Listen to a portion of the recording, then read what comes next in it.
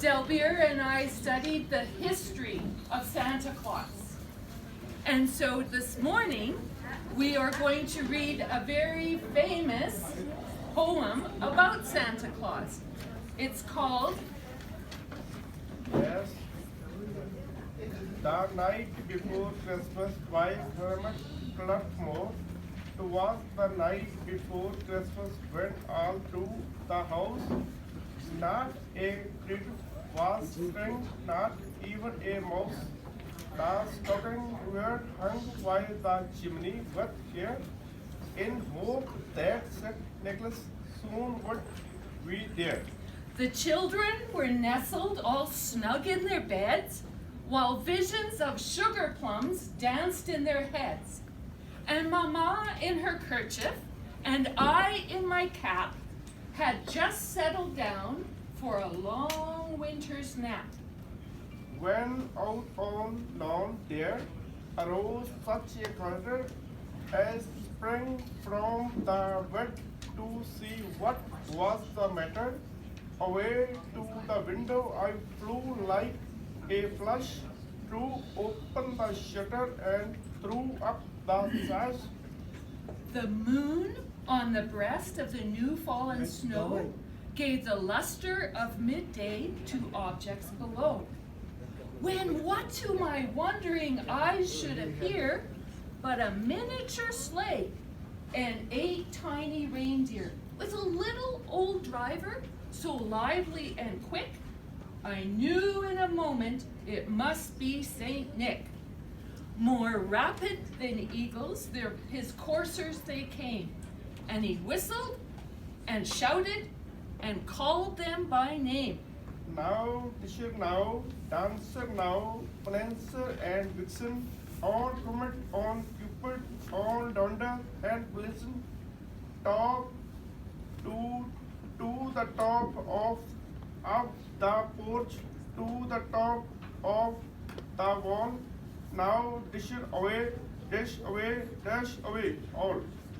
As dry leaves that before the wild hurricane fly, when they mount with an obstacle, mount to the sky, so up to the housetop the coursers they flew, with the sleigh full of toys and St. Nicholas too. And then in a twinkling I heard on the roof the prancing and pawing of each little hoof. As I drew in my head and was turning around, down the chimney St. Nicholas came with a bound. He was dressed all in full, from his head to his foot, and his clothes were all tissued with ashes and shot.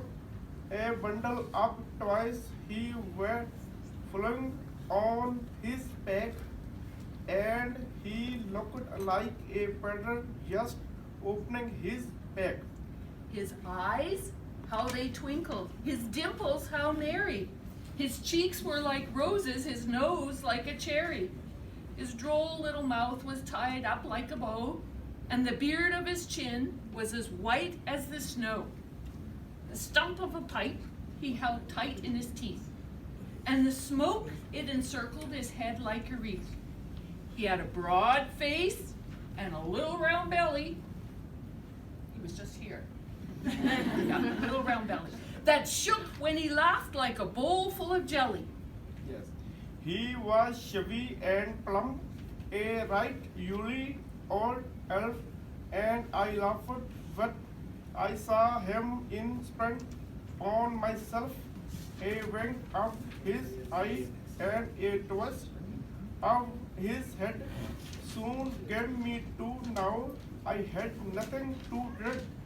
He spoke not a word, but went straight to his work and filled all the stockings, then turned with a jerk, and laying his finger aside of his nose and giving a nod, up the chimney he rose.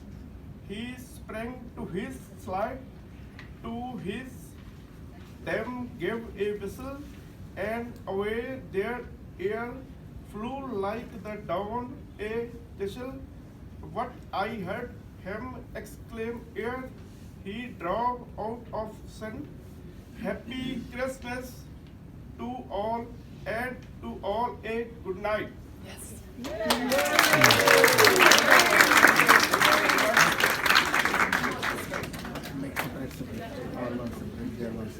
All right, well, so thank you, Delvere and Judy. That was a really tough, very excellent job. Let's give Delvere another round.